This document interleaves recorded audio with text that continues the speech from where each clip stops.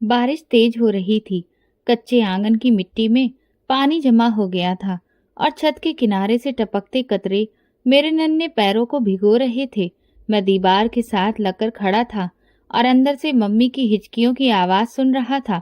वो हमेशा कोशिश करती थी कि रोते वक्त मुझे आवाज न सुनाई दे, लेकिन बच्चा कितना ही छोटा क्यों ना हो, अपनी माँ का दुख महसूस कर ही लेता है। उस दिन पहली बार मुझे शिद्दत से एहसास हुआ कि मैं अकेला हूँ, मेरा बाप नहीं है। मम्मी ने मुझे गोद में उठाया, मेरे बालों को सहलाया और बोली, कार्तिक मेरे बेटे, भगवान ने हमें अकेला नहीं छोड़ा है, वो हमारे साथ है। वो हमारी आंखों में छुपे दर्द को समझने की कोशिश कर रहे थे, लेकिन उनके शब्द मेरे दिल में कहीं गहराई तक उतर गए। मैं सोच भी नहीं सकता था कि 1 साल की उम्र में मेरा बाप इस दुनिया को छोड़कर चला जाएगा और मेरी माँ की जिंदगी लगातार कुर्बानियों में ढल जाएगी। गांव में सब लोग जानते थे कि मेरा बाप एक मेहनती आदमी था, लेकिन मौत का लम्हा किसी के बस में नहीं। उनके मरने के बाद हम दोनों चाचा के रहमो करम पर आ गए। वो देश से बाहर रहते थे, भेजते तो थे कुछ पैसे, लेकिन कभी भी ये नहीं कहा कि मेरी विधवा भाभी और भतीजे के साथ भी अच्छा व्यवहार किया जाए। घर में राज चाची का था और उनकी नजर में तो हम लोग सिर्फ बोझ थे। चाची की तेज आवाज मेरे कानों में गूंजती रहती, तेरी माँ को तो मैं नौकरानी बनाकर रखूंगी और तुझे भी कभी सुकून नहीं मिलेगा। उस वक्त मैं इतना छोटा था कि इन शब्दों का मतलब तो समझ ही नहीं सकता था, लेकिन उनके लहजे की कड़वाहट मुझे चुभती थी। मेरे दिन का सबसे कीमती पल वो होता जब मम्मी अपने नरम हाथों से मेरा चेहरा थाम कर कहती, बेटा एक दिन आएगा जब भगवान हमें खुशियां देगा, लेकिन याद रखना खुशियां सिर्फ सब्र करने वालों को मिलती हैं। उनकी बातों में अजीब सी ताकत होती थी। मैं जिद करता कि मुझे वो खिलौना चाहिए जो मेरी चाची के बेटे के पास है, लेकिन मम्मी की एक नजर देखते ही चुप हो जाता।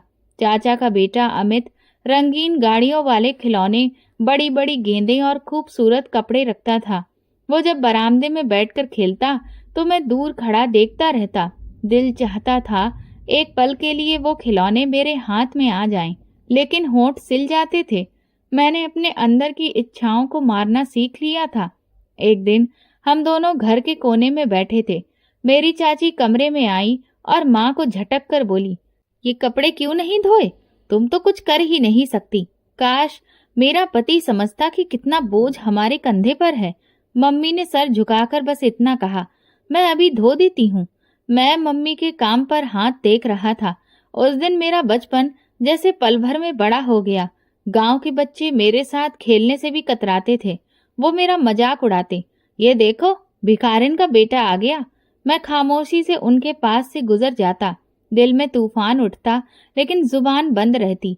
मुझे एहसास था कि मेरी माँ ने कभी भी किसी से कुछ नहीं मांगा, लेकिन फिर भी लोग हमें बड़ी ही गिरी हुई नजर से देखते थे। रात को जब सब लोग सो जाते तो मैं जागता रहता।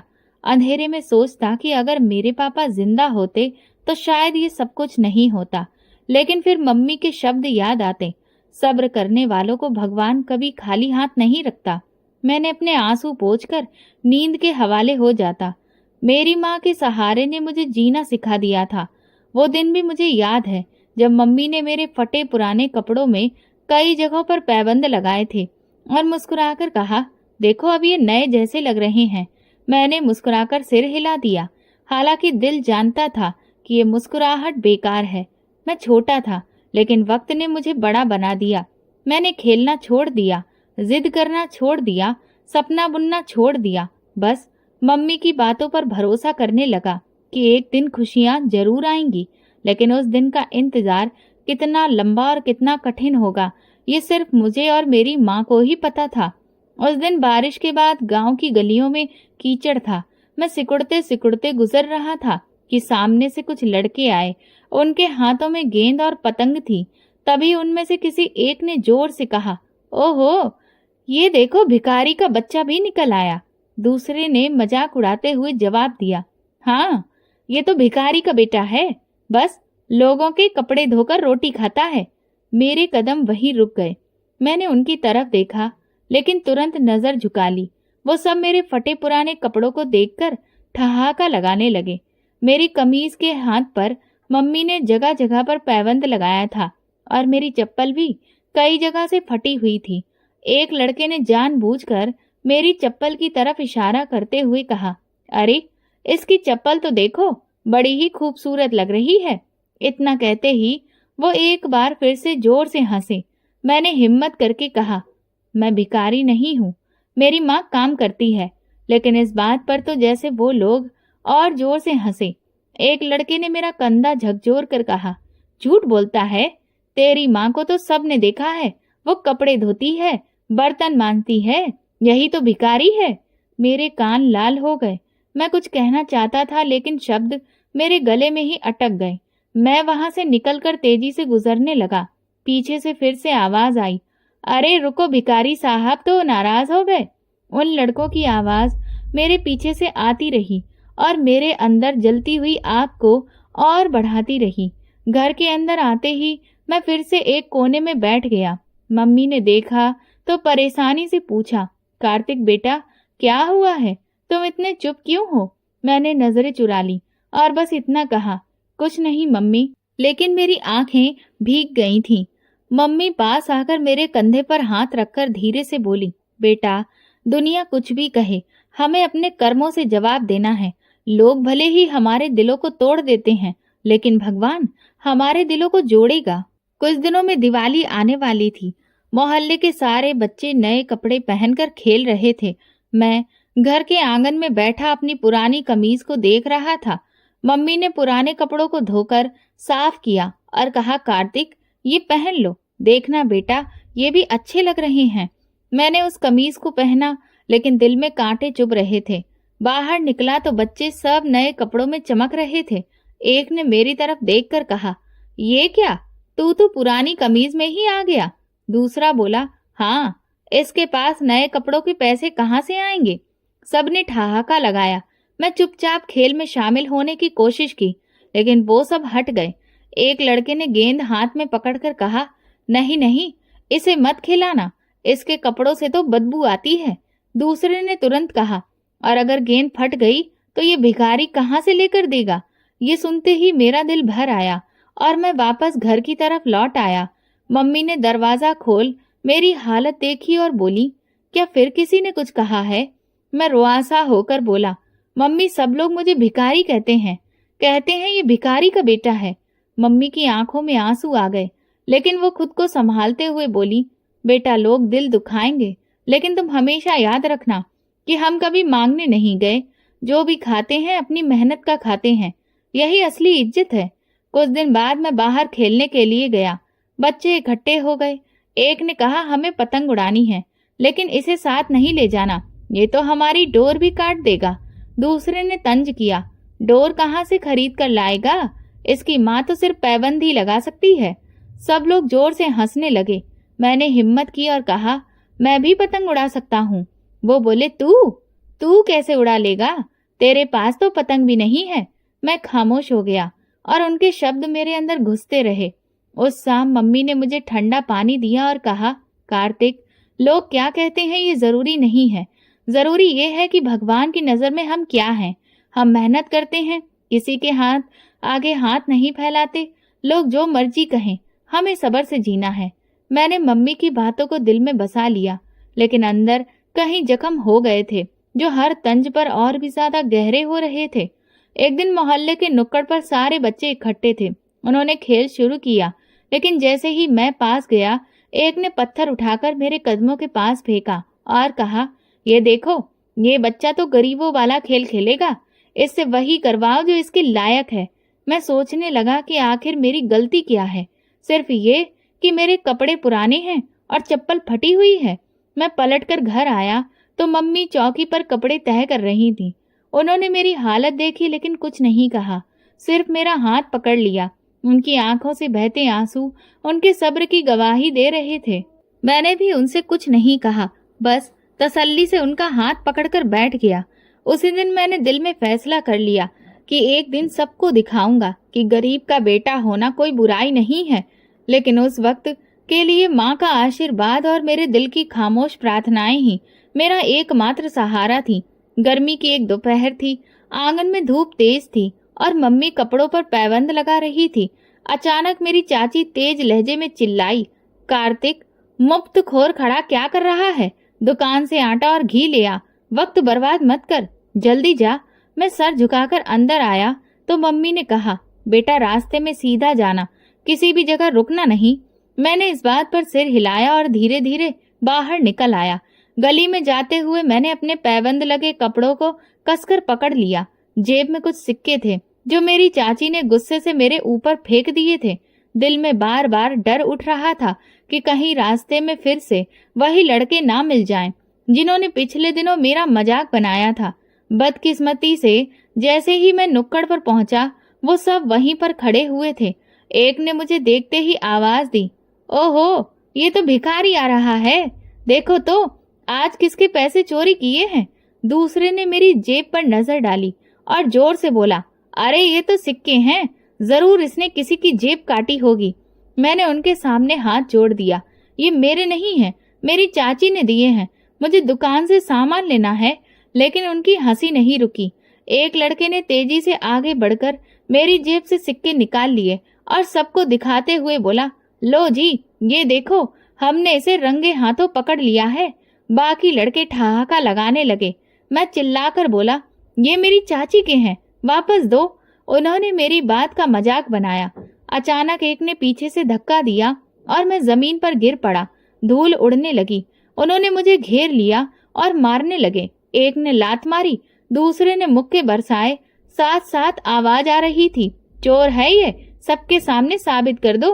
मैं तड़पता रहा और बार बार दोहराता रहा, मैंने कुछ भी नहीं चुराया है, भगवान की कसम, ये सिक्के मेरी चाची ने दिए हैं।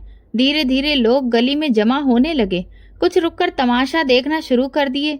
एक औरत ने तंज किया, अरे हाँ, ये तो वही बच्चा है जिसकी माँ कपड़े धोती है, मुझे तो शुरू से ही शक था। दूसरी कहने लगी, चोर की पहचान यही है कि वह हमेशा इनकार करता है। किसी ने आगे बढ़कर रोकने की कोशिश नहीं की। सब मेरी बेबसी के मंजर को देखकर बस सर हिला रहे थे। मैं चिल्लाकर बोला, मेरी बात मान लो, ये सिक्के मेरे नहीं हैं, मेरी चाची ने दिए हैं। लेकिन कोई मेरी बात सुनने को तैयार नहीं था। एक लड़के ने मुझे बालों से पकड़कर खींचा और कहा, चोर को ऐसे ही सबक सिखाना चाहिए। उसी पल दुकान का मालिक वहां से गुजरा। उसने शोर सुना तो तुरंत आगे बढ़ा। उसने मेरे बाजू को पकड़कर लड़कों से अलग किया और जोर से चिल्लाकर कहा, क्या हो रहा है यहाँ? ये मेरा ग्राहक है, इसे क्यों मार रहे हो? इस पल सब लोग सहम गए, लेकिन उनमें से एक लड़के ने हिचकिचाकर कहा, ये चोरी करता है, हमने इसे पकड़ा है। मालिक ने सख्त निगाहों से सबको देखा और सख्त नजरों से कहा, झूठ मत बोलो, ये लड़का हमेशा मेरी दुकान पर आता है और ईमानदारी से सौदा लेकर जाता है। तुम सब शर्म करो, किसी बच्चे पर झूठा इल्जाम लगाते हो। मैंने चैन की सांस ली, आंखों में आंसू आ गए। मालिक ने मुझे सहारा दिया और जेब से सिक्के निकालकर वापस दे दिए। उन्होंने कहा, जाओ बेटे, सामान ले लो और डरना नहीं, मैं हूं ना। उनकी आवाज में ऐसा भरोसा था जो शायद पहली बार मुझे मिला। सामान लेकर जैसे ही मैं घर पहुंचा, मेरी चाची दरवाजे पर ही खड़ी थी। उन्होंने मुझे घूर कर कहा, इतनी देर क्यों लगा दी, कहीं और खेल रहा था ना? मैंने धड़कते दिल के साथ सब कुछ बताया कि रास्ते में बच्चों ने मुझे चोर कहा, मारा पीटा और मालिक ने मुझे बचाया। ये सुनकर मेरी चाची के चेहरे पर गुस्से की लकीरें आ गईं। वो चिल्लाकर बोली, हाँ बिल्कुल, ये सब सच कह रहे होंगे, तेरा तो यही काम है, चोरियां करना। अभी से ये हाल है तो बड़ा होकर तो क्या करेगा? उनकी आवाज इतनी तेज थी कि मम्मी किचन से दौड़ती हुई आई और बोली, नहीं भाभी, मेरा बेटा झूठ नहीं बोल रहा है, वो सच कह रहा है। चाची ने मम्मी को घूरते हुए कहा, खामोश रह, तेरे बेटे ने मेरी इज्जत खराब कर दी है। लोग कहते हैं तेरे बच्चे ने चोरी की है, अब मैं तुझे नहीं संभाल सकती। फिर उन्होंने सामान जमीन पर फेंक दिया और गुस्से से अंदर चली गई। मम्मी ने मुझे अपने पास कर लिया। उनकी आंखों में आंसू बहने लगे। वो कांपती आवाज में बोली, बेटा मैं जानती हूँ कि तू चोर नहीं है, भगवान गवाह है, लेकिन लोग हमारी बात नहीं मानेंगे, हमें बस सब्र करना होगा। मैं उनके आंसू पोंछते हुए बोला, मम्मी, मैं वादा करता हूँ कि एक दिन सबको दिखाऊंगा, तब जानेंगे कि मैं चोर नहीं हूँ, सच बोलने वाला हूँ। मम्मी ने मुझे सीने से लगा लिया। उनके आंसू मेरे गालों को भिगो रहे थे, लेकिन उनके होंठ खामोश थे। उस दिन मैंने पहली बार समझा कि झूठे इल्जाम का जहर कितना कड़वा होता है, और ये जहर मुझे बचपन में ही पीने को मिल गया था। लेकिन मेरे दिल में एक फैसला भी जाग उठा था कि एक दिन अपनी सच्चाई सबके सामने साबित करूंगा। रात को अंधेरे में कमरे में मैं चारपाई पर करवटें बदल रहा था। मम्मी मेरे पास थी, लेकिन वो भी जाग रही थी। उनकी धीमी सीमी सांसों की आवाज सुनकर साफ पता चल रहा था कि वो भी सुकून में नहीं है। मैंने धीरे से कहा, मम्मी। वो चौंक कर बोली, क्या हुआ बेटा? मैं झिझकते हुए बोला, मम्मी मुझे पढ़ना है। उन्होंने मेरी तरफ देखा। उनकी आंखों में हैरानी और नमी दोनों झलक रही थी। कार्तिक, ये बात तुम्हारे दिल में कब से है बेटा? मैंने धीरे से कहा। जब भी मैं दूसरों के बच्चों को बस्ता लेकर जाते हुए स्कूल देखता हूँ तो मेरा दिल करता है कि मैं भी उनकी तरह किताबें पढूं। मम्मी ने एक लंबी सांस ली और बोली, बेटा इच्छा तो मेरी भी यही है, लेकिन हालात। मैंने तुरंत बात काटी। मम्मी मैं सब कुछ बर्दाश्त कर लूंगा, लेकिन आप मुझे बस स्कूल भेज दीजिए। अगले दिन मम्मी ने हिम्मत करके मेरी चाची से बात की। वो किचन में बैठी सब्जी काट रही थी। मम्मी ने हल्की सी आवाज में कहा, भाभी एक बात करनी थी। चाची ने तिरछी मुस्कुराहट के साथ कहा, हाँ बताओ, क्या बात है? मम्मी ने हिम्मत जमा करके कहा, मैं चाहती हूँ कि कार्तिक स्कूल जाए, वो पढ़ लिख कर कुछ बन जाएगा। मेरी चाची ने तुरंत सब्जी काटना रोककर तेज लहजे में बोली, क्या ये स्कूल जाएगा? इसके स्कूल की फीस कौन देगा? तेरा पति तो कब का मर गया, मेरे पति की कमाई पर क्यों बोझ बढ़ा रही है? मम्मी ने आंखें झुकाकर कहा कि मैं बस ये चाहती हूँ कि वो पढ़ ले, कुछ सीख जाए। चाची ने मेरी हंसी उड़ाते हुए कहा, ये पढ़ाई के काबिल है? नहीं भाभी, ये काम करेगा, स्कूल जाने की जगह हुनर सीखेगा। पढ़ाई अमीरों के बच्चों के लिए है, तुम्हारे जैसे गरीबों के लिए नहीं। फिर उन्होंने झाड़ू की तरफ इशारा करते हुए कहा, ले जाओ, इसे घर से काम करवाओ या बाहर मजदूरी करवाओ।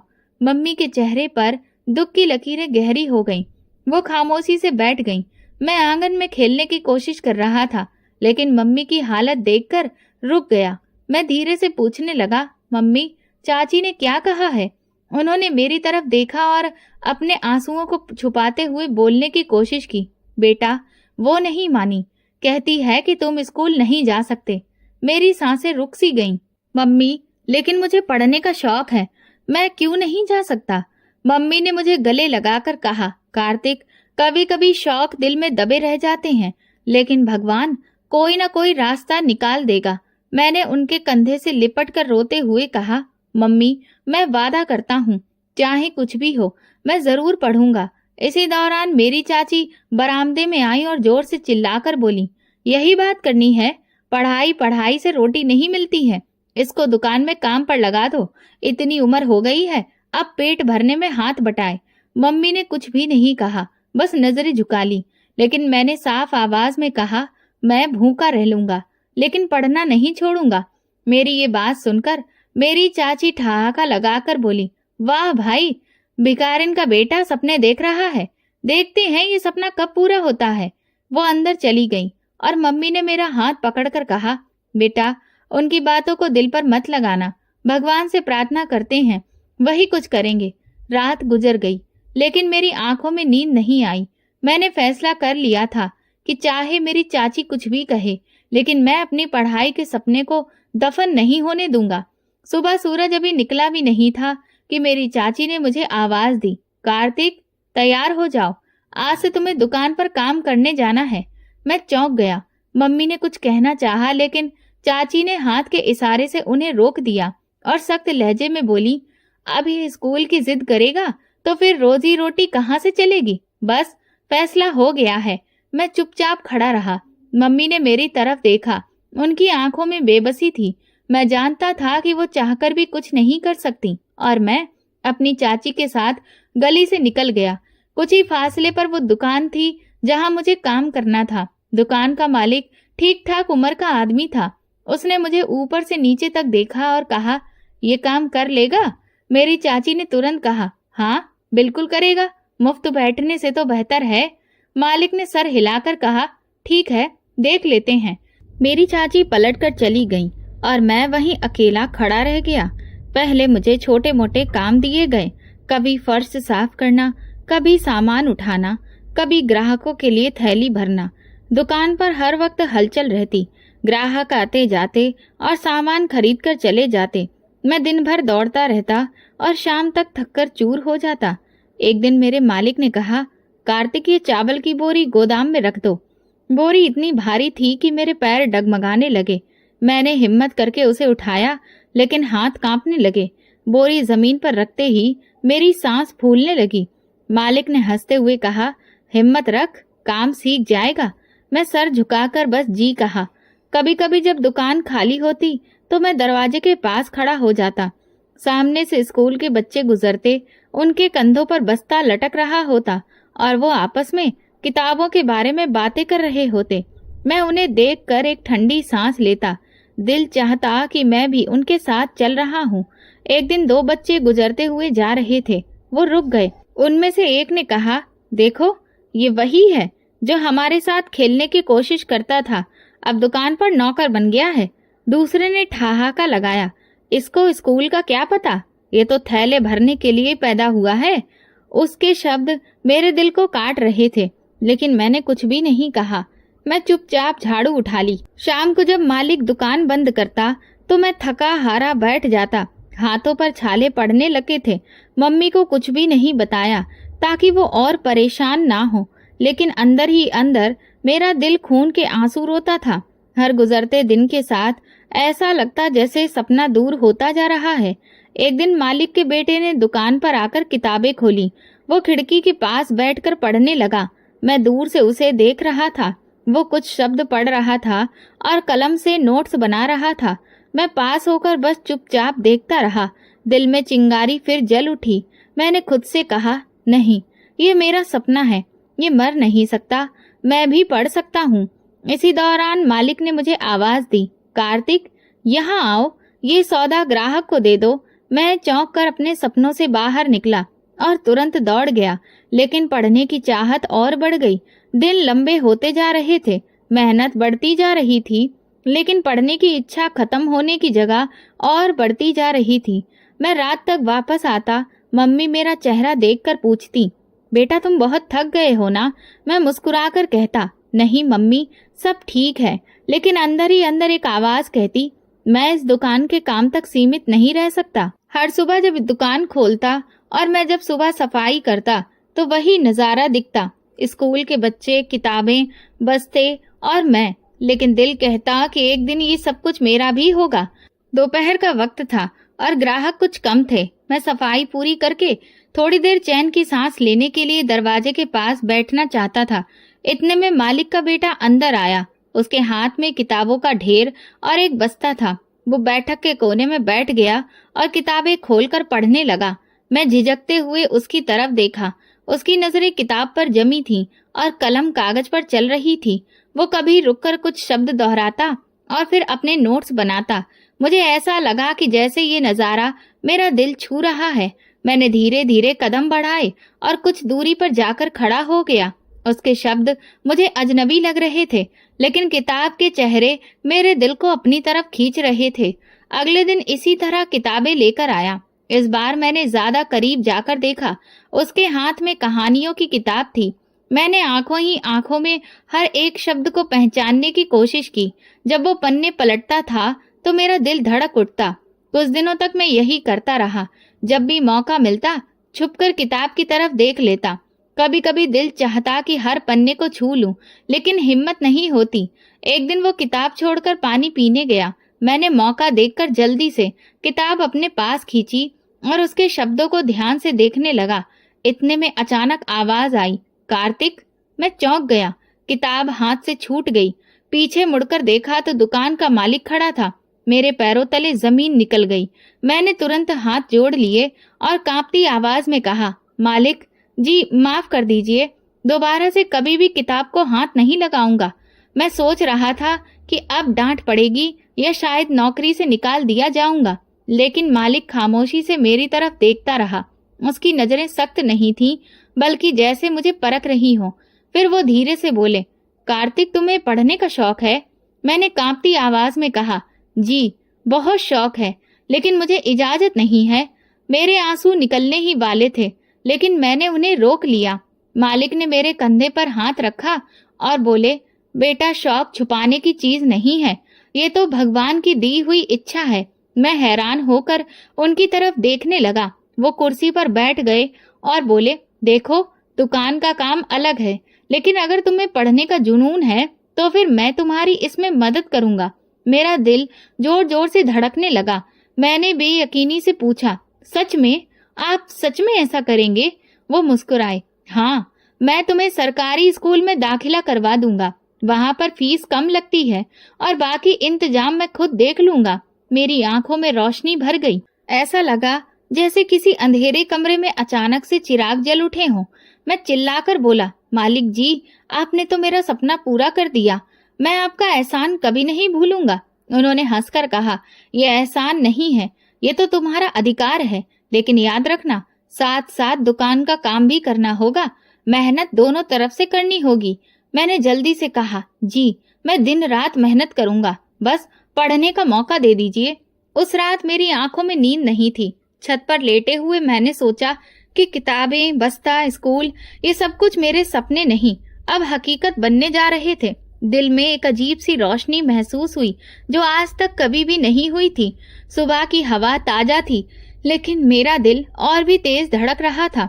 ये पहला दिन था जब मैं स्कूल जा रहा था। मालिक ने मुझे पुराने कपड़ों के साथ एक बस्ता दिया जिसमें कुछ किताबें और एक कॉपी रखी हुई थी।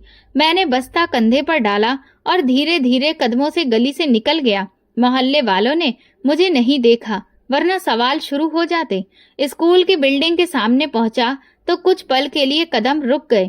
दूसरे बच्चे उठक बैठक लगाते हुए एक दूसरे के साथ खूब खेल रहे थे। मैं अंदर कदम रखा तो एक नई दुनिया सामने थी। मैंने धीमे धीमे चलते हुए क्लास देखी। लकड़ी की बेंच, चौक से भरे बोर्ड और किताबों की खुशबू। मेरे लिए ये सब कुछ किसी सपने से कम नहीं था। दिन के वक्त मैं स्कूल जाता और शाम को दुकान पर आकर हमेशा की तरह सारा काम करता, ग्राहकों को सामान देता और सफाई करता। ये जिंदगी मुश्किल जरूर थी, लेकिन मेरे दिल में दृढ़ निश्चय बढ़ता ही जा रहा था। मेरी चाची को इस सब की कोई खबर नहीं थी। वो तो यही समझती थी कि मैं दिन भर दुकान पर रहता हूँ। मोहल्ले के लोग भी कुछ नहीं जानते थे। मैं खुद भी बहुत एहतियात बरतता था ताकि किसी को कोई शक न हो। बस्ता हमेशा दुकान के अंदर रख देता और घर सिर्फ खाली हाथ वापस आता। स्कूल में पढ़ाई मेरे लिए आसान नहीं थी। दूसरे बच्चे पहले ही बहुत कुछ जानते थे। मुझे बिल्कुल शुरू से सब कुछ शुरू करना पड़ा। कभी कभी शब्द ऐसे उलझ जाते, लेकिन टीचर के सब्र और मेरी लगन से धीरे धीरे मैं सब कुछ अच्छे से सीखने लगा। जब कभी कोई शब्द समझ में आता तो दिल में एक अजीब सी खुशी भर जाती। एक दिन स्कूल से वापस आ रहा था तो सामने वही लड़के खड़े थे जो मुझे पहले परेशान करते थे। उन्होंने मेरा बस्ता देख लिया। एक ने तंजिया हंसी के साथ कहा, वाह, भिखारिन का बेटा भी बस्ता लेकर घूम रहा है, क्या करेगा पढ़कर। दूसरा बोला, ये तो बस दिखावा है, असलियत में तो ये दुकान पर नौकर है। मैंने कोई जवाब नहीं दिया, बस बस्ता मजबूती से पकड़कर तेजी से आगे बढ़ गया। दिल में सोचा कि एक दिन यही बस्ता मेरा सहारा बनेगा। घर पर मम्मी को अभी तक कुछ भी नहीं पता था। मैंने सब कुछ राज रखा था, लेकिन एक शाम जब मैं किताबें खोलकर दुकान के कोने में पढ़ रहा था तो मालिक ने मुस्कुराकर कहा, कार्तिक, तुम्हारा पढ़ने का जुनून देखकर मुझे खुशी होती है, लेकिन तुम्हें घर पर भी थोड़ा सा वक्त निकालना चाहिए। अपनी माँ को बता दो। मैंने घबराकर कहा, नहीं मालिक, अगर मेरी चाची को पता चल गया तो सब कुछ खराब हो जाएगा। वो हंस दिए। चलो ठीक है, कम से कम अपनी माँ को तो खुशी दे दो। उसी रात मैंने हिम्मत की और मम्मी को बताया। मैंने बस्ता उनके सामने रखकर कहा, मम्मी ये देखो, मैं अब स्कूल जाता हूँ, मालिक ने मेरा एडमिशन करवा दिया है। मम्मी के हाथ कांपने लगे, उनकी आंखों में आंसू भर आए और वो बार बार दोहराने लगी, मेरा बेटा स्कूल जाता है, सच में? मैंने सर हिलाकर कहा, हाँ मम्मी, दिन में स्कूल और शाम को दुकान। वो रोने लगी और मुझे सीने से लगाकर बोली, भगवान तुम्हारे नसीब को बेहतर करे। मैं कभी सोचा भी नहीं था कि मैं ये भी दिन देखूंगी। उनकी खुशी मेरे लिए सबसे बड़ी ताकत थी। मैंने उनसे वादा किया, मम्मी चाहे कितनी ही मुश्किल क्यों ना हो, मैं पढ़ाई कभी नहीं छोड़ूंगा। दिन गुजरते गए, सुबह सवेरे स्कूल और फिर दोपहर दुकान। रात को जब सब सो जाते तो मैं दिए के तले पढ़ने के लिए बैठ जाता। कई बार मेरी नींद आंखों को दबाती, लेकिन मैं हिम्मत करके किताब खोले रहता। एक दिन टीचर ने मुझे क्लास के सामने खड़ा करके कहा, कार्तिक, ये कविता पढ़कर सुनाओ। मेरा दिल जोर जोर से धड़कने लगा। मैंने हिचकिचाते हुए पढ़ना शुरू किया। शब्द मुश्किल थे, लेकिन मैंने पूरी कविता पढ़ी। क्लास में बच्चों ने तालियां बजाईं। मेरा चेहरा खुशी से खिल उठा। ये पहला मौका था जब किसी ने मेरी तारीफ की थी। दुकान पर काम का बोझ कम नहीं था। कई बार बोरी उठाते हुए हाथ जख्मी हो जाते, ग्राहक डांट डपट भी देते, लेकिन मैं अंदर ही अंदर कहता, ये सब बर्दाश्त करना होगा, बस पढ़ाई नहीं छोड़नी है। मोहल्ले के कुछ लोग कभी कभी मालिक से पूछते थे, ये लड़का रोज कहाँ जाता है? मालिक बस हंसकर बात बदल देते। मैं पूरी कोशिश करता कि ये बात मेरी चाची तक खबर ना पहुंचे। उनका गुस्सा सब पर भारी था। माँ मुझे किताबों में डूबा देखती तो चुपके से आशीर्वाद देती। उनकी आंखों में सुकून था, जैसे वो समझ गई हो कि अब मेरा रास्ता बदलने वाला है। मैं जानता था कि ये सफर आसान नहीं है, लेकिन सपनों की पहली किरण मेरे पास थी। वो किरण जो मेरे अंधेरों को काटकर आगे बढ़ाने की हिम्मत दे रही थी। दिन रात मेरी मेहनत रंग लाने लगी। शुरू में मुझे मुश्किल आई, लेकिन धीरे धीरे सवाल, शब्द, वाक्य सब समझ आने लगे। टीचर अक्सर कहते, कार्तिक, तुम्हारी लगन दूसरों से ज्यादा है। ये बात मेरे लिए इनाम से कम नहीं थी। कुछ महीनों बाद स्कूल में एग्जाम में जब रिजल्ट आया तो मेरा नाम भी था। मैंने क्लास में अच्छी पोजीशन ली थी। टीचर ने मेरा नाम सबके सामने लिया और कहा, ये है वो बच्चा जिसने मेहनत से अपनी जगह बना ली। बच्चों ने तालियां बजाईं। दिल चाहा कि ये खबर मम्मी को सुनाऊं। घर पहुंचकर मैं जल्दी से बोला, मम्मी, मैं पास हो गया और सबसे आगे रहा। मम्मी ने भगवान का शुक्रिया किया और आंखों में आंसू लेकर कहा, बेटा, यही तो मेरा फकर है। भगवान तुम्हारे भविष्य को बेहतर करे। उधर मेरी चाची का बेटा एक बहुत बड़े स्कूल में पढ़ रहा था। उसके पास यूनिफॉर्म से लेकर बेहतरीन सारी सुविधाएं थीं। जब वो सुबह कार में बैठकर स्कूल जाता तो पूरा मोहल्ला देखता। लोग कहते, क्या किस्मत है, अफसर बनेगा ये बच्चा। मैं एक तरफ खड़ा सुनता रहता। एक दिन मेरी चाची ने सबके सामने गर्व से कहा, मेरा बेटा शहर की यूनिवर्सिटी में पढ़ रहा है, बहुत बड़ा अफसर बनेगा। फिर मेरी तरफ देखकर तंजिया बोली, ये तो बैठकर दुकान पर सामान तोलेगा, पढ़ने से क्या होगा, इसका नसीब। उनके शब्दों ने मेरे दिल को चोट पहुंचाई, लेकिन मैं खामोश रहा। इसके बावजूद मेरी मेहनत कम नहीं हुई। अगले साल मैंने एग्जाम में कामयाबी हासिल की। स्कूल के टीचर मेरी तारीफ करते, मालिक भी अक्सर कहते, कार्तिक, मुझे लगता है कि तुम बहुत आगे जाओगे। मैं मुस्कुराकर जवाब देता, बस मेरे लिए प्रार्थना कीजिए। मेरी चाची का बेटा जब यूनिवर्सिटी से छुट्टियों में घर पर आता तो घर में शोर हो जाता। उसके दोस्त आते, पार्टियां होती, खूब हंसी मजाक होता। तब सब उनकी तारीफें होती। मेरी चाची मेहमानों को बताती कि मेरा बेटा बहुत अच्छी पढ़ाई कर रहा है, कल को एक बहुत बड़े पद पर बैठा होगा। फिर मेरी तरफ इशारा करके कहती, ये देखो, अभी तक दुकान पर ही बैठता है। मम्मी सब कुछ सुनती लेकिन चुप रहती। जब मैं उनके पास जाता तो वो मेरे सर पर हाथ रखकर कहती, कार्तिक, सब्र रखो, मेहनत करने वालों का भगवान कभी साथ नहीं छोड़ता। स्कूल में मेरी कामयाबी बढ़ती गई। एक बार जिले के लेवल पर कंपटीशन हुआ। मैंने उसमें हिस्सा लिया और इनाम हासिल किया। टीचर ने सबके सामने मुझे शाबाशी दी। उसी पल मुझे लगा कि जैसे मेरे सपने धीरे धीरे हकीकत के करीब जा रहे हैं। घर आकर मैंने मम्मी को इनाम दिखाया। उनकी आंखों में खुशी छलक आई। वो कहने लगी, बेटा, यही दिन देखना चाहती हूँ। एक दिन मोहल्ले में महफिल लगी थी। लोग जमा थे और पढ़ाई लिखाई पर बात हो रही थी। एक आदमी बोला, पढ़ाई इंसान को ऊंचे पद पर पहुंचाती है। मेरी चाची बड़े ही फक्र से बोली, हाँ जी, देख लो, मेरा बेटा तो शहर की बड़ी यूनिवर्सिटी में पढ़ रहा है। फिर वो ताना मारते हुए बोली, और कुछ बच्चे तो ऐसे हैं जो बस सपने देखते हैं। सबकी नजर मेरी तरफ उठी। मैंने दिल ही दिल में कहा, वक्त एक दिन सबको दिखा देगा कि सपने हकीकत कैसे बनते हैं। दुकान पर भी मेरा व्यवहार बदल गया। मैं सिर्फ काम नहीं करता, बल्कि खाली वक्त में किताब खोल लेता। मालिक के बेटे ने भी कहा, कार्तिक, तुम दिन ब दिन बेहतर होते जा रहे हो, शायद तुम हम सबसे आगे निकल जाओगे। ये सुनकर मेरी हिम्मत और बढ़ी। वक्त गुजरता गया, अमित की पढ़ाई बढ़ती गई और मेरी भी। उसके पास सारी सुख सुविधाएं थीं और मेरे पास सिर्फ मेहनत। लेकिन दिल कहता था कि मेहनत ही सबसे बड़ी ताकत है। मम्मी अक्सर रात को मेरे पास बैठकर कहती, बेटा तुम थक गए हो ना? मैं मुस्कुराकर जवाब देता, नहीं मम्मी, पढ़ने में थकान नहीं होती। इस सफर में मुश्किलें थीं, लेकिन दिल में एक अजीब सा सुकून था। मैं जानता था कि अगर मैं सही से चलता रहा तो एक दिन सब बदल जाएगा। गर्मियों की एक शाम थी जब मेरी चाची खुशी से चहक रही थी। उनके चेहरे पर गुरूर दिख रहा था। पूरे मोहल्ले को पता चल गया कि उनका बेटा पुलिस ऑफिसर बन गया है। गलियों में चर्चे होने लगे। औरतें एक दूसरे को बधाई दे रही थीं। बधाई हो, आपका बेटा तो अब अफसर है। सब तारीफ करते।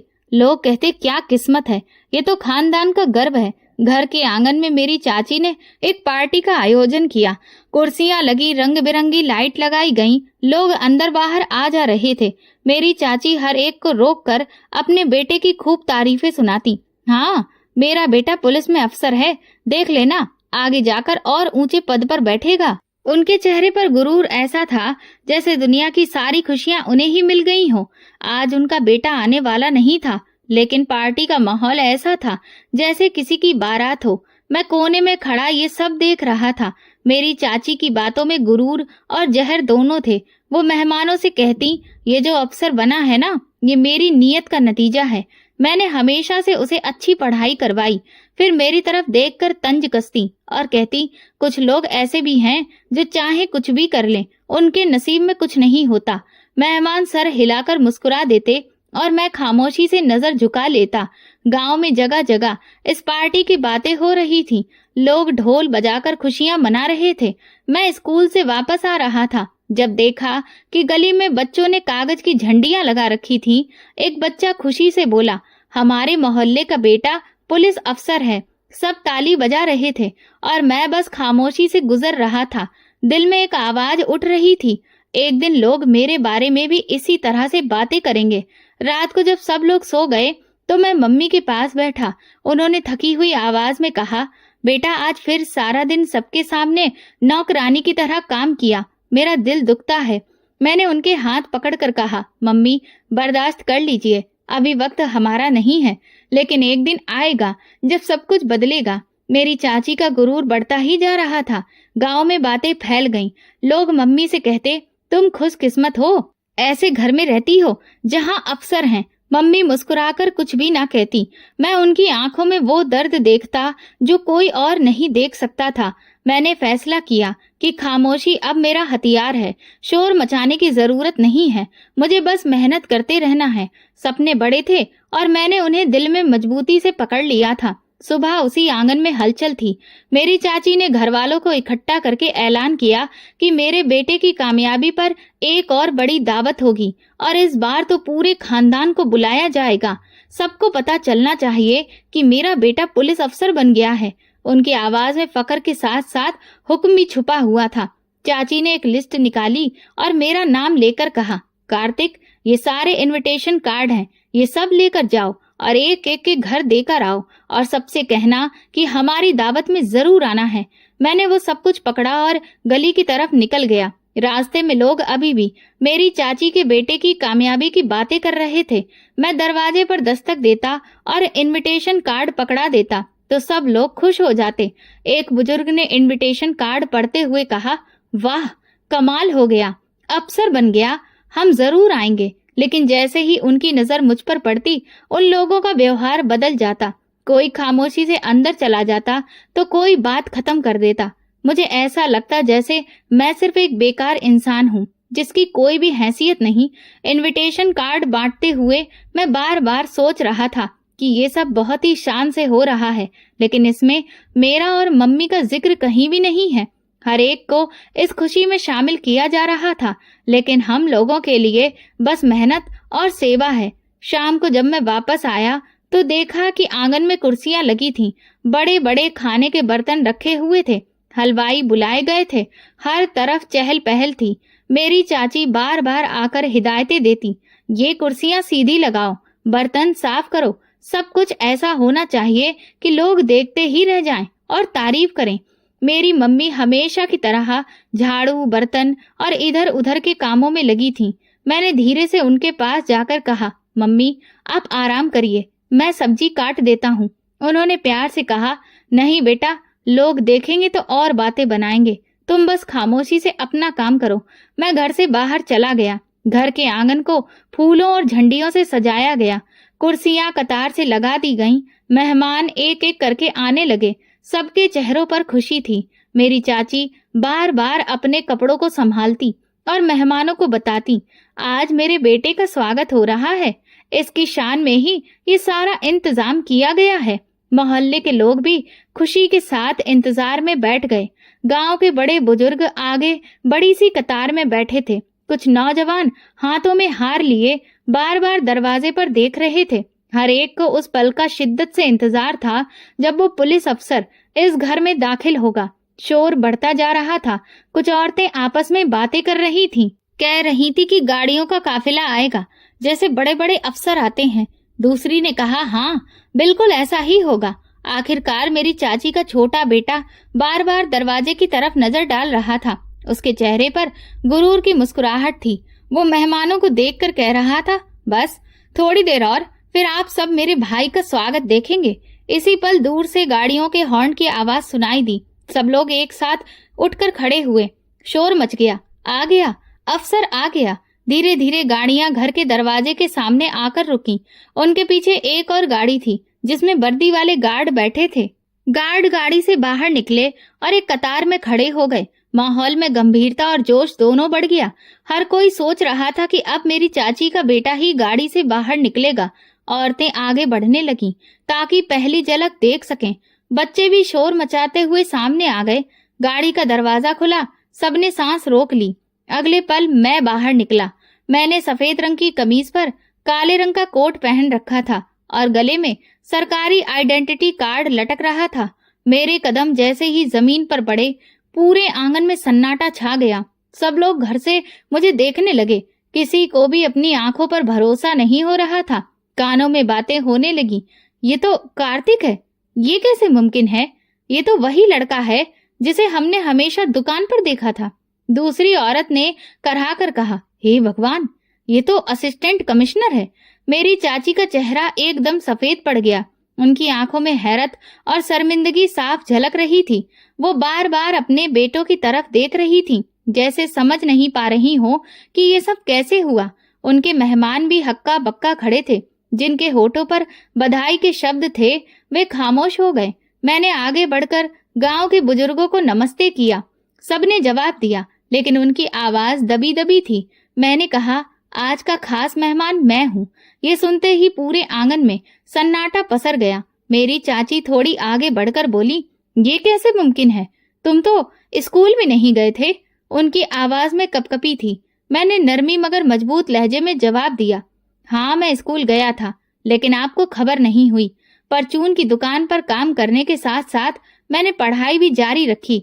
भगवान ने मुझे मेहनत का फल दिया और आज मुझे ये पोस्ट मिल गई। मेहमानों में बातें बढ़ गईं। एक ने कहा, वाकई कमाल हो गया। दूसरा बोला, हमने इसे हमेशा कमतर समझा और आज ये हम सबसे आगे निकल गया। मम्मी पीछे खड़ी थी। उनकी आंखों में आंसू थे, मगर चेहरे पर सुकून था। वो आसमान की तरफ देख रही थी और भगवान का धन्यवाद कर रही थी। मैंने उन्हें अपने पास बुलाया और साथ ही अपने दुकान के मालिक को भी बुलाकर उनके हाथ पकड़कर कहा कि ये सब इन लोगों के आशीर्वाद की वजह से ही हुआ है। महफिल का रंग बदल गया। जिस जगह गुरूर और दिखावा था, वहां अब हैरत और खामोशी थी। सबके चेहरों पर सवाल थे, लेकिन जवाब सिर्फ एक ही था, मेहनत और सब्र। आंगन में अभी भी खामोशी पसरी थी। सबकी नजरें मुझ पर थीं। मैं हल्की मुस्कुराहट के साथ मम्मी का हाथ पकड़कर उन्हें सबके सामने लाकर कुर्सी पर बिठाया। वो पल ऐसा था जैसे वक्त थम गया हो। फिर मैंने अपने मालिक को भी अपने पास बिठाकर बोला, मैं आज जो कुछ भी हूँ, इसका पूरा श्रेय मेरे मालिक और माँ को जाता है। मेरी माँ वो औरत है जिसने हर दुख बर्दाश्त किया, लेकिन मुझे हिम्मत दी, और मालिक वो इंसान है जिन्होंने मुझे भी इंसान समझा, जिन्होंने एक छोटे से बच्चे के दिल में दबी हुई ख्वाहिशों को उड़ान दी। सब लोग एक दूसरे की तरफ देखने लगे। कुछ लोगों के चेहरों पर शर्मिंदगी झलक रही थी। एक बुजुर्ग आगे बढ़कर बोले, बेटा, हमने तुम्हें कभी इज्जत नहीं दी, हम सबसे बहुत बड़ी गलती हुई, माफ कर दो। मैंने उनसे कहा, मैं तो दिल से सबको माफ कर चुका हूँ। मेरा मकसद बदला लेना नहीं है, बल्कि सबको ये बताना है कि सब्र और मेहनत के साथ सब कुछ मुमकिन है। एक एक करके सब लोग मेरे पास आ गए। किसी ने हाथ मिलाया तो किसी ने सर झुकाया। औरतें एक एक करके मम्मी के पास गईं और बोली, हमने तुम्हें हमेशा नीचा दिखाया, ये हमारी सबसे बड़ी भूल थी। मम्मी की आंखों में आंसू आ गए, लेकिन वो हल्की मुस्कुराहट के साथ बोली, भगवान सब देखता है, उसी ने मेरे सब्र का फल दिया है। उसी पल अमित घर के अंदर आया। सब लोग हैरान रह गए, क्योंकि वो तो साधारण कपड़ों में था। मेरी चाची तुरंत दौड़ कर गई और उसे गिरेबान से पकड़ लिया। ये तूने क्या किया? तू तो अफसर बनने वाला था। उसने अपनी माँ से माफी मांगी और बोला, मुझे माफ कर दो, मैं गलत संगत में पड़ गया था। मैंने तो आपसे झूठ बोला और ये सिर्फ इसलिए किया ताकि आपको तसल्ली हो जाए और आप खुश हो जाओ। फिर वो मेरी तरफ बढ़ा और बोला, मुझे माफ कर देना भाई, मैं हमेशा तुम्हें बेकार समझता रहा और तुम्हें अपने जूते की नोक पर रखा, लेकिन सच्चाई तो कुछ और ही निकली। तुम चाहो तो मुझसे बदला भी ले सकते हो। मैंने उसका हाथ पकड़कर कहा, मैं इतना छोटा नहीं कि तुम्हें भी वैसे ही नीचा दिखाऊं। भगवान ने मुझे जो इज्जत दी है, बस उसी में मैं बहुत खुश हूँ। तुम भी अपनी मेहनत जारी रखो। ये कहकर मैंने उसका हाथ छोड़ दिया। अमित की आंखों में हैरानी थी कि मैं उसे नीचा नहीं दिखा रहा। मेरी चाची सब कुछ सुन रही थी, उनके चेहरे पर गुस्सा दिख रहा था। वो धीरे धीरे आगे आई और मम्मी के पैरों में बैठ गई। बहन, मैंने तुम्हें बहुत परेशान किया, तुम्हारे बेटे को ताने दिए, लेकिन आज मेरा गुरूर टूट गया, मुझे माफ कर दो। मम्मी ने उन्हें उठाया और कहा, माफी भी भगवान से मांगो। महफिल का माहौल बदल चुका था। जो लोग पहले सिर्फ मेरी चाची की तारीफें कर रहे थे, अब मेरी माँ की कुर्बानियों की बातें कर रहे थे। एक औरत बोली, ये है असली कामयाबी, जो बेटे को मेहनत और दुआ से ये मुकाम मिला है। दूसरी कहने लगी, वाकई में माँ का दर्जा बहुत ऊंचा है और सच में तुम्हारे मालिक ने जो काम किया है वो इंसानियत में बेमिसाल है। मैंने सबके सामने कहा, इंसान कभी छोटा नहीं होता और ना ही गरीबी उसे नीचा करती है। असली बात यह है कि वो अपने सपनों के लिए कितनी मेहनत कर रहा है। अगर अमीर लोग गरीबों का साथ दें तो कोई भी बच्चा पीछे नहीं होगा, जैसे कि मेरे मालिक ने मेरा साथ दिया। मम्मी ने मेरी तरफ देखते हुए कहा, बेटा, आज मेरा दिल सुकून में है। जो सपने देखने की मैं हिम्मत नहीं कर सकती थी, आखिर वो सपना पूरा हो गया। मैंने उनके पैर छूकर कहा, मम्मी, ये सब आपके और मालिक की वजह से ही है। लोग बार बार आकर मेरे पास माफी मांगते रहे। मैंने सबसे कहा कि अपने अतीत को छोड़कर आगे बढ़ो, अब हमें एक दूसरे का सहारा बनना है। जब मेहमान जाने लगे तो मम्मी मेरे पास आकर बोली, बेटा, देख लिया, भगवान ने आज कैसे हमारे सब्र का फल दिया है। हमेशा याद रखना, गुरूर मत करना, भगवान ही सब कुछ करता है। मैंने सर झुकाकर कहा, हाँ मम्मी, ये सबक मैंने आपसे सीखा है। मैंने मम्मी का हाथ पकड़कर कहा कि अब मैं आपके जीवन को खुशियों से भर दूंगा। जो कुछ आपसे छीना गया वो सब लौटा दूंगा। मैंने मालिक से भी कहा कि जीवन में आपको कभी भी मेरी कोई भी जरूरत हो, एक बार भी मत हिचकिचाइएगा। जिस तरह से आपने मेरा साथ दिया है, मैं मरते दम तक आपका एहसानमंद रहूंगा। ये पल मेरी जिंदगी का सबसे कीमती लम्हा था। इसमें कोई हार नहीं बल्कि जीत थी। ईमानदारी, सब्र, मेहनत, इन सब की यही असली ताकत है। इसीलिए हमें कभी किसी को कमजोर नहीं समझना चाहिए, क्योंकि सबसे बढ़कर भगवान है। तो दोस्तों, अगर आपको हमारी ये कहानी पसंद आई हो तो प्लीज कमेंट करके जरूर बताएं।